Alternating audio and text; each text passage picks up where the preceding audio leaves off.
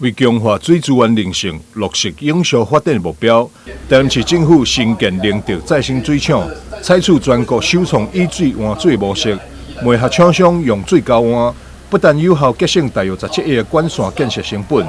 更确保双方企业用水需求得到满足。市长委托23日主持灵德再生水厂通水启用典礼。请按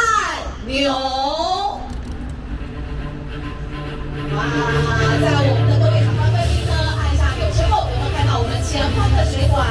我们的水流已经开始流动了，也代表象征我们台北市人的再生水厂正式供水。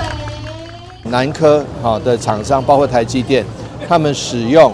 自来水来这个纯化成为他们可以需要用的高阶制成用水，这样子两边的水权交换，那仁德这边就少用了自来水，那南科这边就可以交换成为再生水，那这样的话节省了大笔的公帑，也让这个环保永续的目标可以往前迈进一步。那我们非常谢谢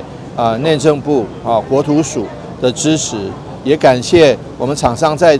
这个超前而且超快的方式把这个再生水厂建起，未来还有2期、3期，我们也都热切期待这么好的一个基地，这么好的一个方式，都能够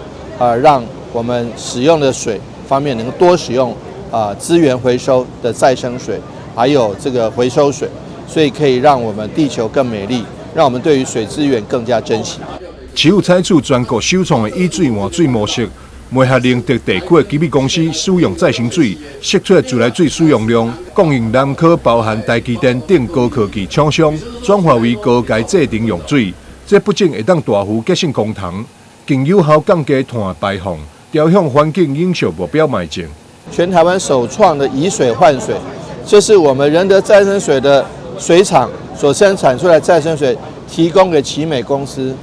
他们生产这个石化原料塑胶。然后呢，他们原本要用的自来水，他们提供给南科的厂商，包括台积电来使用。这样的话，就近使用，也节省了奇美公司使用的自来水，那也增加了南科那边的高科技厂可以使用的自来水。这样的一个水权交换就变成了一个不必铺设30公里的这个水管，节省了8.1亿的工程经费，也节省了道路开挖、民众交通不便以及交通黑暗期所带来的种种碳排的问题。水利局表示，灵德再生水厂发包总经费大约为8亿6200万，内政部国土管理署补助7亿9300万，平均每天会当提供8000吨的再生水量。